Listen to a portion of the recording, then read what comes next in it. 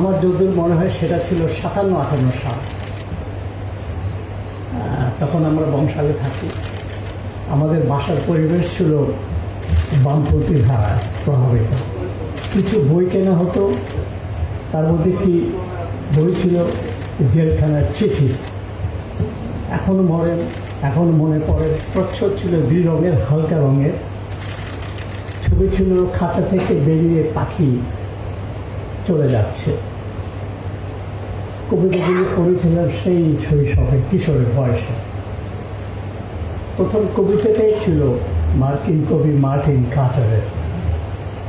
কয়েকটা লাইন ছিল এমন: ওরা শুধু আমার এইটুকুই করেছে, জেলে করেছে, লুকিয়ে ফেলেছে, সূর্য থেকে পৃথিবী থেকে বিচ্ছিন্ন করেছে, আকাশকে অন্ধকার, বাতাসকে বিস্ময়, আর আমার নিঃশ্বাসকে রুদ্ধ করে দিয়েছে।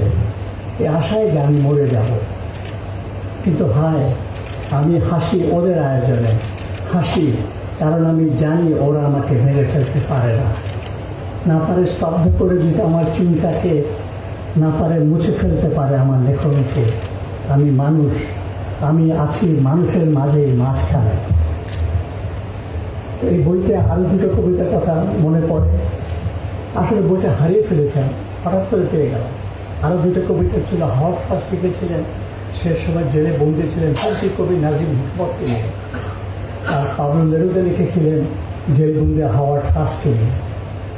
6টি কবিতা নিয়েছিল বইটি, পৃষ্ঠা 44। বইটি বের হয়েছিল 1955 সালে কলকাতা থেকে। বইটা পাকিস্তানের প্রাপ্তিস্থান ছিল চট্টগ্রামের বইঘর, ফিরিঙ্গি বাজার, দাম 1 টাকা 8। এই বইটির অনুবাদক ছিলেন কমরেড ইলা মিত্র। উনি ঢাকা থেকে চলে যান 54 সালে, বইটি বের হয় 1955 সালে।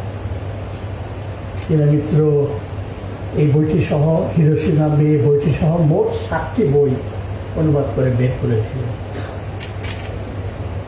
ইলা মিত্র মারা গেছেন 2002 সালে। ইলাদির বাড়ি যশোরে হলেও তার বাবার চাকরির সুবাদে কলকাতা থেকেছেন এবং বেথুন স্কুল এবং বেথুন কলেজে পড়েছেন। সেখান থেকে বিএ পাশ করেছেন। অনেক বছর পরে 1957 সালে কলকাতায় এমএ পাশ করেন। তার স্বামী রমেন মিত্র মারা গেছেন তারপরে। তাদের বিয়ে হয়েছিল 1945 সালে। আর এটা কি আশ্চর্য, তাদের একমাত্র সন্তান জন্ম দিতে 1948 সালে মার্চে কলকাতায় গোপনে এসেছিলেন ইলা মিত্র, আত্মগোপন অবস্থা থেকে, পাকিস্তান থেকে। জন্মের 16 দিন পর থেকে ইলা মিত্র তার সন্তানকে দেখতে পায়নি। পরে 1954 সালে মুক্তি পেয়ে যখন কলকাতায় ফিরে যান, তখন তার একমাত্র সন্তানকে তার বুকে ফিরে পান। পুত্রের নাম নরেন মিত্র, ডাক নাম মোহন। মোহন বিয়ে করেছিলেন কবি রাম বসুর মেয়ে সুকন্যাকে। রাম বসু বামপন্থী প্রগতিশীল কবি। তাদের এক সন্তান রিটার্ন। সে ছোটবেলায় যখন আমরা কলকাতা তাদের বাসায় গিয়েছি, তখন রিটার্নকে দেখতাম রমেন মিত্র তুলে বসে আছেন। রমেন মিত্র খুব ভালো কবিতা আবৃত্তি করতেন, রবীন্দ্রনাথের কবিতা, আর দেশ বিদেশের কথা তাকে বলতেন। তো ভুল না হলে সেই 20 বছর আগে রিতেনের বিয়েতে কলকাতা আমি গিয়েছিলাম। বাংলাদেশ থেকে অনেককে আমন্ত্রণ জানিয়েছিল, একমাত্র আমি গিয়ে পৌঁছেছিলাম। সর্বশেষ জানলাম সেই রিতেন মোহনের ছেলে, ইলা মিত্র রমেন মিত্রের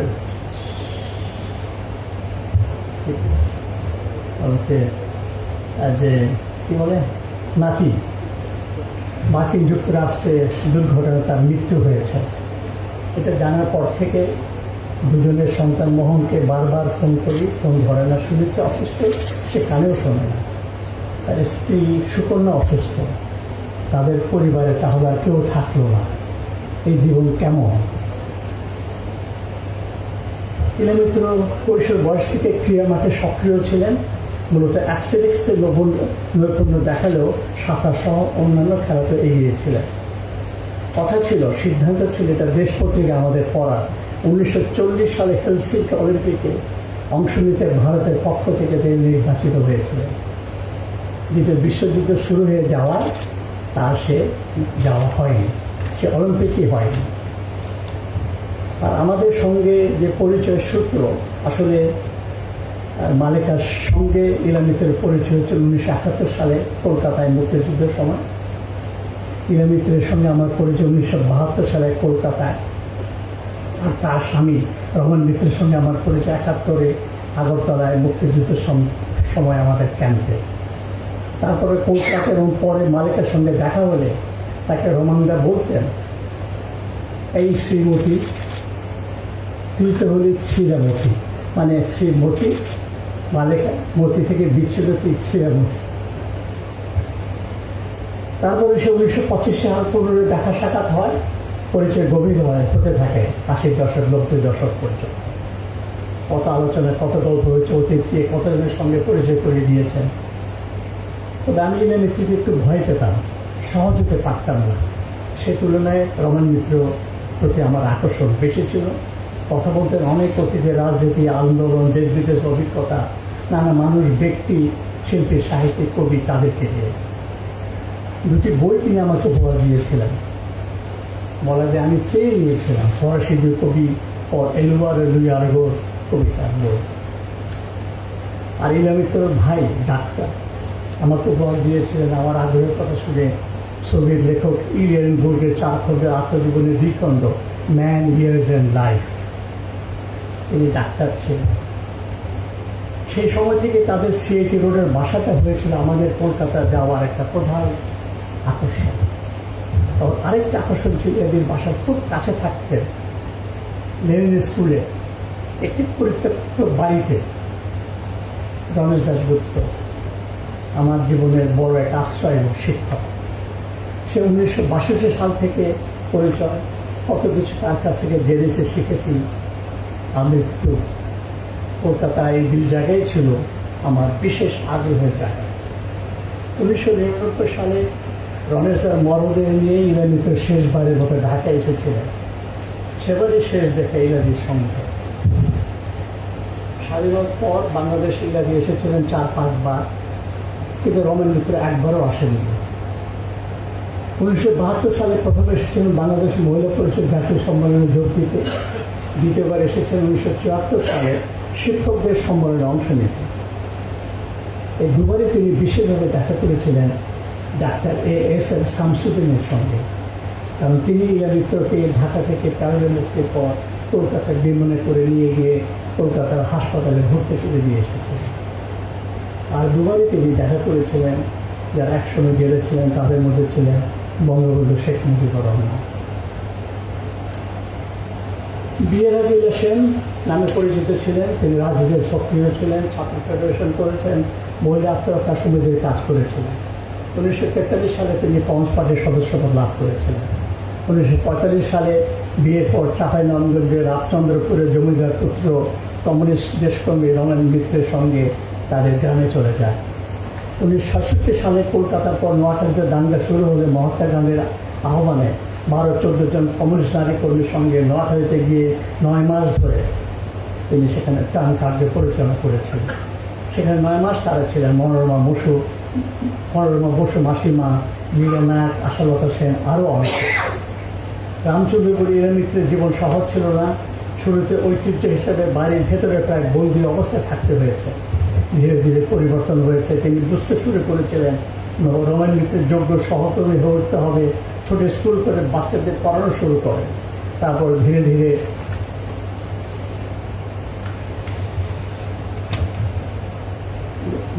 অন্যান্য কৃষকদের মধ্যে কাজ শুরু করে। তখন রমেন মিত্র এলাকার কৃষক সমিতির নেতা ছিলেন। ইলামিত্র বুঝে গিয়েছিলেন তার স্বামীর সহকর্মী হিসেবে তাকে সক্রিয় হতে হবে। ইলামিত্র এভাবেই ধীরে ধীরে অন্দরমহল থেকে বের হয়ে সাধারণ কৃষকদের মধ্যে গ্রহণযোগ্য হয়ে ওঠেন। পাশে ছিলেন রমেন মিত্র, তিনি ছিলেন কৃষক সমিতির সম্পাদক নেতা। ইলামিত্র নিজ অভিজ্ঞতা থেকে কৃষক আন্দোলনে অংশ নিতে থাকেন। ওই অঞ্চল জুড়ে বহু আগে থেকে সাঁওতাল কৃষকদের আন্দোলন চলছিল এবং তারও আগে 100 বছর আগে থেকে সাঁওতালদের বিদ্রোহের কথা আমরা জানি সে এলাকায়। সেসব থেকেও তিনি শিক্ষা অভিজ্ঞতা অর্জন করেন। 1947 সালে পাকিস্তান ভারত দুই রাষ্ট্র হয়ে গেলেও রমেন মিত্র, ইলা মিত্র এই দেশে থেকে কৃষকদের জীবন উন্নয়নের জন্যে, আন্দোলনে লড়াইয়ে অংশ করার জন্যই থেকে যাওয়ার সিদ্ধান্ত নিয়েছিলেন। 14 আগস্ট 1947 রামচন্দ্রপুরে বড় সমাবেশ হয়েছিল, সেখানে পাকিস্তানের পতাকা উত্তোলন করেছিলেন রমেন মিত্র। তো পাকিস্তান হওয়ার পরে কৃষক সমাজের অধিকার লড়াই থামেনি। নানা শ্রেণীর পেশার মানুষ তাদের দাবিতে লড়াইয়ে যুক্ত ছিলেন। তবে পাকিস্তানের শুরুতে কমিউনিস্টদের সিদ্ধান্ত ছিল নবীন রাষ্ট্রের সরকারের সঙ্গে সহযোগিতা নিতে চলবে। সরকার মেহনতি মানুষের সপক্ষে যে পদক্ষেপ নেবে, কমিউনিস্টরা সেগুলিতে সহায়তা করবে। ঢাকায় 14 আগস্ট যে বড় সমাবেশ হয়েছিল স্বাধীনতা দিবস উপলক্ষে, সেখানে মুখ্যমন্ত্রী খাজা নাজিমুদ্দিনের সঙ্গে বক্তৃতা করেছিলেন কংগ্রেস নেতা লীলা নাথ আর কমিউনিস্ট নেতা নেপাল নাথ। 1947 সালের শেষে কমিউনিস্ট পার্টি কৃষকদের জঙ্গি আন্দোলন প্রত্যাহার করে নেয়। নতুন সরকারকে একটা সুযোগ দেওয়ার দরকার মনে করেছিলেন কমিউনিস্ট পার্টির নেতৃত্ব। সেসব একটা পুস্তিকে বের করা হয়েছিল, শুধু পাকিস্তান করেছিল। কিন্তু তৎকালীন মুসলিম সরকার কমিউনিস্টদের বিরুদ্ধে আক্রমণ নীতি অব্যাহত থাকে। বহু রাজনৈতিক বন্দীদের মুক্তি দিলেও কমিউনিস্ট বন্দীদের মুক্তি দেওয়া হয়নি। 1947 সালে 6 মার্চ বাংলাদেশের কমিউনিস্ট পার্টি গঠিত হয়েছিল কলকাতায়। আশ্চর্য, সেদিনই ইলা মিত্রের সন্তান মোহনের জন্ম হয়েছিল কলকাতায়। গোপন অবস্থায় আত্মগোপন থেকে ইলা মিত্র রামচন্দ্রপুর থেকে কলকাতা এসেছিলেন শুধু তার সন্তানের প্রসবের জন্য, এবং 16 দিন একসঙ্গে থাকার পরে ইলা মিত্র রামচন্দ্রপুর ফিরে যান এবং মোহনের জায়গা হয় তার দাদির কাছে। তো 6 মার্চ কলকাতায় সর্বভারতীয় কমিউনিস্ট পার্টি কংগ্রেসের শেষে পাকিস্তানের কমিউনিস্ট পার্টি গঠিত হয় সাজ্জাদ জহিরকে সম্পাদক করে, সাধারণ সম্পাদক করে। তবে পূর্ববঙ্গের জন্য আলাদা কমিউনিস্ট পার্টি গঠিত হয়, যার নেতা হয়েছিলেন খোকা রায়। তবে ভারতে সেই কংগ্রেসের সিদ্ধান্ত হয়েছিল যে স্বাধীনতা ভুয়া, এতে মানুষের কোনো মঙ্গল কল্যাণ হবে না। বুর্জোয়ারা সব আপোষের পথে গেছে, বুর্জোর বিপ্লব হতে এখানে দেরি হয়ে গেছে। কিন্তু অন্যদিকে পূর্ব ইউরোপে সমাজতন্ত্র প্রতিষ্ঠিত হয়ে গেছে অনেকগুলি দেশে। চীনে বিপ্লব হয়েছে, তাই ভারতে এই দুই বিপ্লব একসঙ্গে করতে হবে।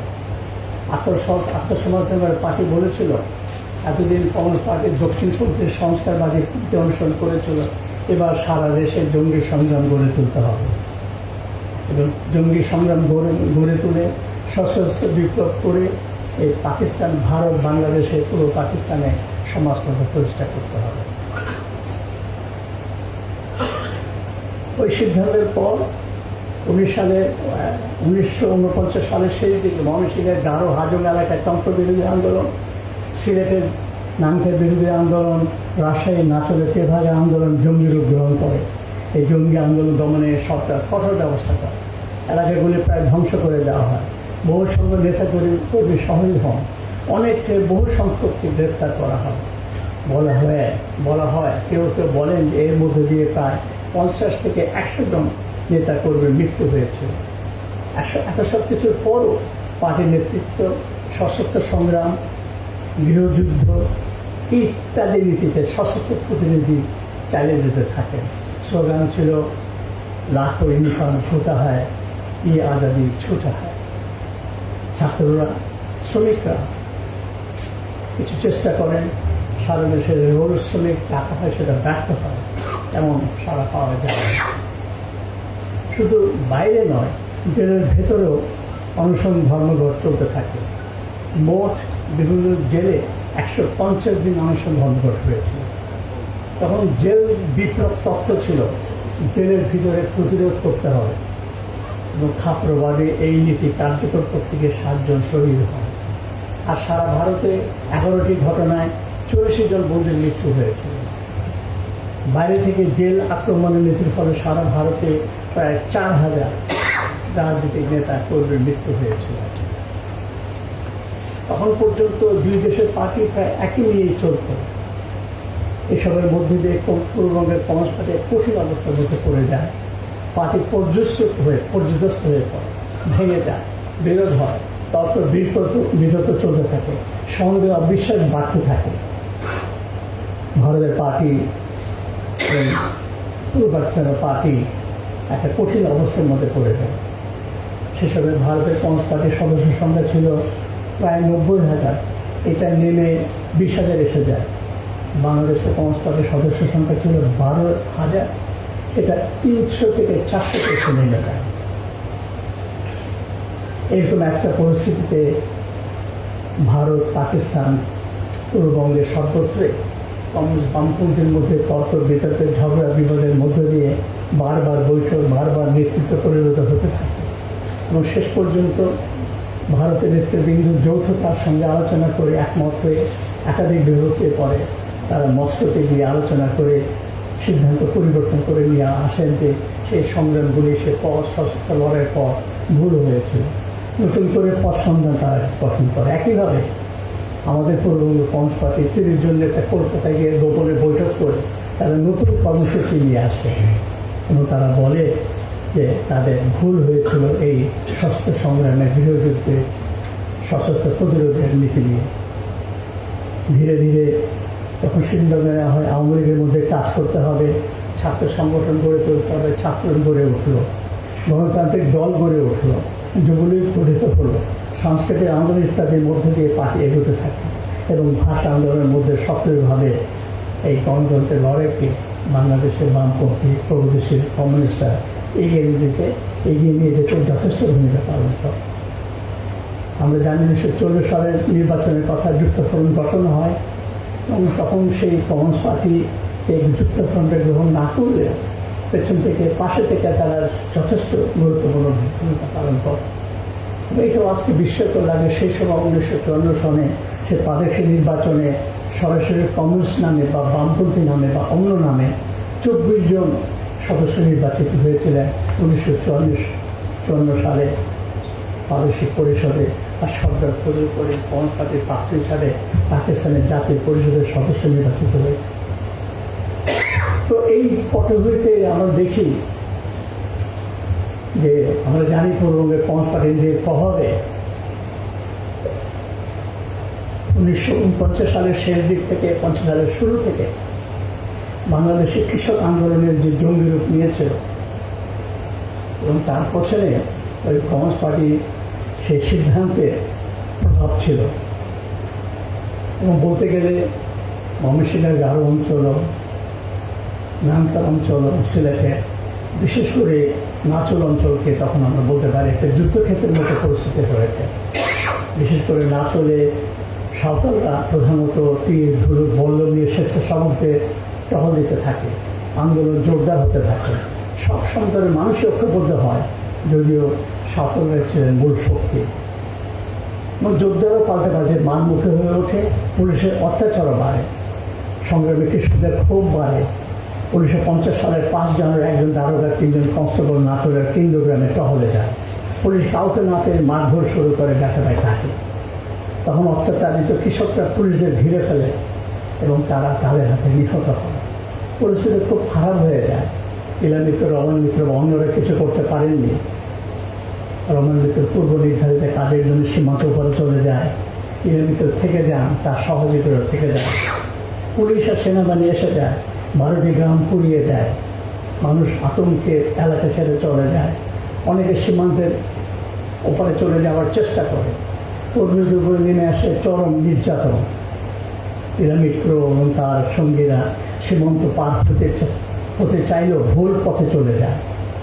পরে 6 জানুয়ারি শেষ পর্যন্ত ক্লান্ত হয়ে বহরমপুর রেল স্টেশনে তারা বসে পড়েন। সাঁওতাল নারীদের সঙ্গে মিশে যান ইলা মিত্র। তার বেশভূষা পরিবর্তন করেন, কিন্তু তিনি ধরা পড়ে যান। গ্রেফতারের পর নাচল থানায় 4 দিন তার উপরে চরম অত্যাচার করা হয়। সেখানে তাকে নিয়ে যাওয়া হয় নবাবগঞ্জে, আর এক দফা অত্যাচার করা হয় এবং দফায় দফায় তার উপরে সন্ত্রাস, অত্যাচার, তাকে ধর্ষণ করা হয়, অবর্ণনীয় নির্যাতন করা হয়। ইলা মিত্র চরমভাবে নির্যাতনের ফলে প্রায় মৃত্যুর মুখে পতিত হলে তাকে 19 জানুয়ারি রাজশাহী জেলে নিয়ে আসা হয়। সেখানে তার দীর্ঘ চিকিৎসা করা হয় এবং চিকিৎসা করলে কিছুটা উন্নতি হলেও তার সামগ্রিক পরিস্থিতি কখনো ভালো হতে পারেনি। এবং সে রাজশাহী জেলে থাকাকালীন সময় এক পর্যায়ে এসে তাকে এক ঘরে আটকে রাখা হতো। একদিন কোর্ট থেকে ফিরে তিনি জোর করে অন্য মেয়েদের সঙ্গে, যারা জেলে ছিলেন তখন কমিউনিস্ট মেয়েরা, মহিলারা, তাদের সঙ্গে গিয়ে থাকতে থাকেন। তখন যারা জেলে ছিলেন, বিশেষ করে মনোরমা মাস্টার কথা তিনি বারবার বলেছেন, তার সাহায্য, অন্যদের সহায়তায় তিনি কিছুটা সুস্থতার দিকে যেতে থাকেন। তারপরও সুস্থতা তার হয়নি, তার বিপদ হতে থাকে এবং বিপদের দিকে একসঙ্গে বিপর্যয় পর্যায়ে চলে যায়। তখন সরকার তাকে ঢাকা মেডিকেল কলেজে নিয়ে আসে। সেখানে আসার পর চিকিৎসার উন্নতি হয়। তখন মেডিকেল কলেজে যারা ডাক্তার, যারা বামপন্থী প্রগতিশীল ছিলেন, তারা, নার্স যারা ছিলেন, তারা, ছাত্র যারা ছিলেন, তারা সবাই মিলে তাকে সেবা যত্ন সাহায্য করার চেষ্টা করে। একই সঙ্গে ছাত্রকর্মী, যুবকর্মী, রাজনৈতিক কর্মী, নারী কর্মী, তারা দলে দলে তাকে হাসপাতালে যান, দেখতে যান, তাকে উৎসাহিত করেন, অনুপ্রাণিত করেন। একই সঙ্গে ভারতের কবিদের মধ্যে যারা এসেছিলেন, সুভাষ মুখোপাধ্যায়, দীপেন্দ্র বন্দ্যোপাধ্যায়, তারা তাকে দেখতে যান, তার জন্য কবিতা লেখেন, কবিতা পাঠ করে শোনান, গান গেয়ে শোনান। আর যারা বাংলাদেশের মধ্যে যারা সেরা কবি লেখক ছিলেন, তারা তার কাছে যান। মুর্তজা বশীর তার ছবি এঁকেছেন, তাকে নিয়ে জেলে দেখে। আবুল কালাম, আলাউদ্দিন আলাদা তাকে নিয়ে গল্প লিখেছেন। এদের ফয়েজ আহমদ তাকে নিয়ে লিখেছেন।